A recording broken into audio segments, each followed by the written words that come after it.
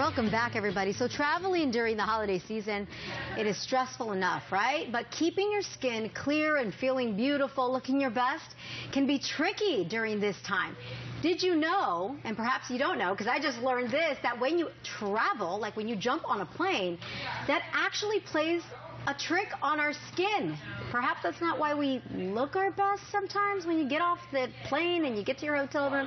Anyway, we have Dr. Melanie Palm here. She is the founding director of Art of San Diego, or the director of Art of Skin MD is what it's called. Dr. Melanie, thank you for Thank you for having me. It's true. I always wondered. I was just telling you, no joke, when I travel, whenever I do fly and I get to my location, my destination, I look in the mirror and I'm like, what happened? Like, why do I not look good? And there's several things that are happening. You're at higher altitude, you get colder temperatures, the moisture in sort of the circulated cabin air gets a lot lower, and then there's pressure changes that actually occur. So we wanted to give our people out there some real travel tips about how to protect your skin while you're traveling during the holidays. Something actually does happen. So where do we start?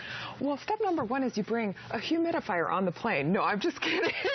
I don't think this would fly. No. So, you know, pre-game a little bit if you're prone to dryness, and you may even ask at hotels, or if you're staying with relatives, see if they have one.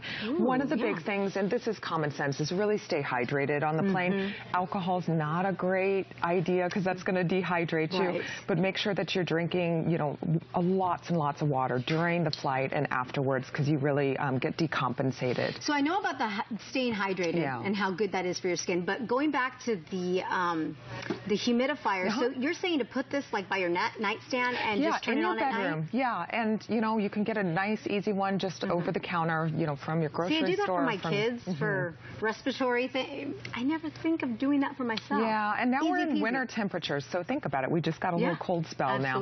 The other thing that I carry with me, and this is compliant with that 3-ounce rule, is I bring these little aerosolized sort of water, and this is actually water from a ven. It's French. It's actually got minerals, and it calms inflammation.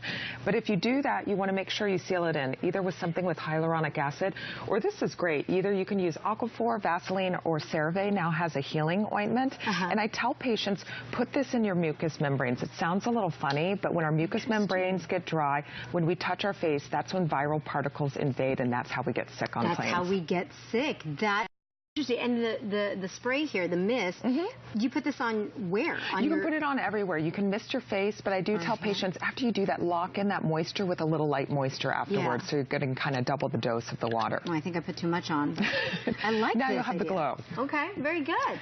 People forget you need to wear sunscreen during your trips, too. We're at high altitudes. I have lots of patients that are actually pilots, and I talk to them about being in the cockpit, being at high altitude. You're getting better, or you're getting more significant UV exposure. Especially if you're window seat, which is my preference.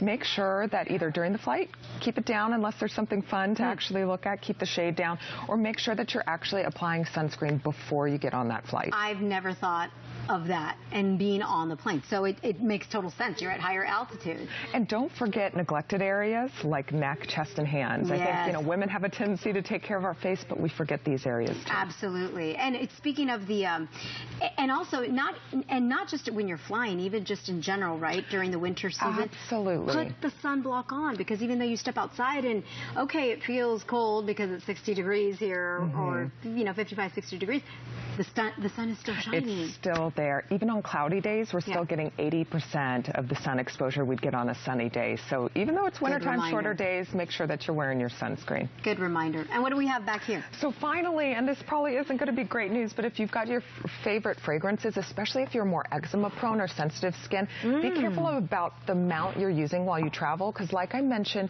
you've got drier skin, it causes little microfractures in the surface. And even if you may not be irritated by fragrance in general, if you have dry skin and are prone to eczema or allergies of the skin, you're more likely to induce that during drier winter months. Interesting. Okay, so you may want to just kind of lay off it a little bit, stay to sort of natural things and unfragranced things if you are more prone and sensitive skin. Dr. Melanie Palm to the rest. More information about Art of Skin MD, hit up our website. We've got a link, and we'll have a video recap as well. Nice to see you. Thank you. Happy holidays.